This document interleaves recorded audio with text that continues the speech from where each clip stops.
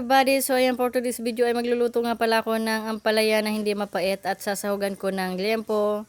Ayan, ito nga pala yung aking mga sangkap na gagamitin: sibuyas, kamatis, bawang, karne, tsaka syempre yung ampalaya. So ayan mga mamsi, nagpainit na nga pala ako ng kawali at nakapagsaing na rin ako. Nag-i-in-in pala.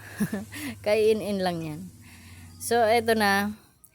Antayin natin uminit. So ayan, dahil mainit na, lagyan na natin ng mantika. At antayin lang natin uminit yung mantika bago natin ilagay yung sibuyas tsaka bawang. Yan mga mamsi.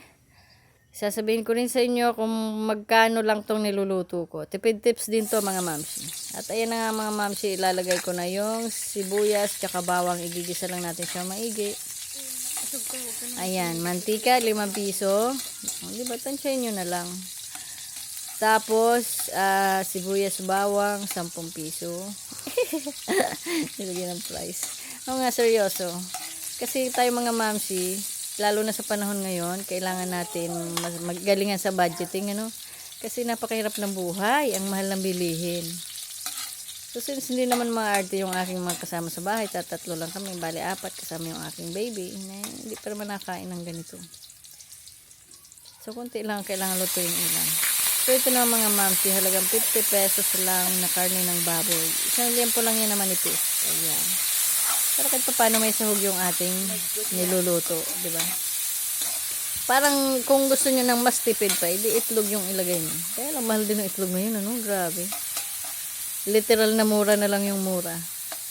So yan ang mga mamsi, medyo pa mantikain lang natin yung baboy. Reltok tayo dito mga mamsi, ha? Charing. So yan na nga, dahil nagmamantika na siya. Ayan. Takpan muna natin. So, ito na mga mamsi, nagmamantika na nga talaga siya. Mahirap naman kasi ipakrunchy yan. Baka putok na naman. Tataba na naman ako. Diyos ko, sakit sa balat. So, it's up to you rin kung gusto nyong pa-crunchy yung karne. Much better. At ayun na nga mga mamsi, nilagay ko na rin yung kamatis na bagong pitas ko sa bakuran. O sige, 5 piso na lang yan.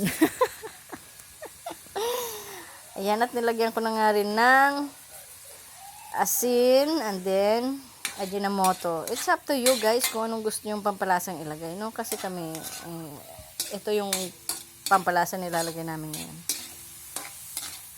Yan, haluin lang natin maigi para siyempre ma-absorb yung ating mga pampalasa.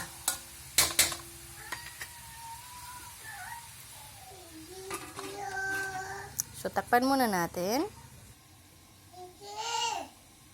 So, ito nga yung aking ampalaya. Kung mapapansin nyo, manipis lang yung pagkahiwa. At binabad ko nga yan ng kalahating oras bago ko lutuin. At fresh na fresh yan mga mamsi.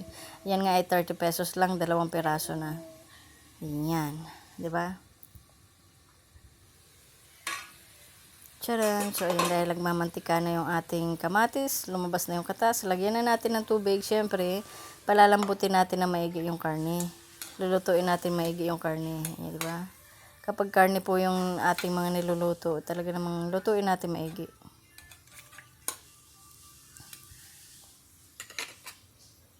Siyempre, yung tubig, libre lang yan, ha. Takpan muna natin. Samahin ng apoy nga lang mga mamsi. 1 minute, 37 seconds later. So, ayan, dahil luto na yung karne. Ayan. Malamang luto na yan. Tikman muna natin yung lasa bago natin ilagay yung palaya. Ayan, sure ball. So, ayan, pwede na natin ilagay yung kaibigan mong mas better pa sa ampalaya. Better na better yung kaibigan mo. Parang ampalaya.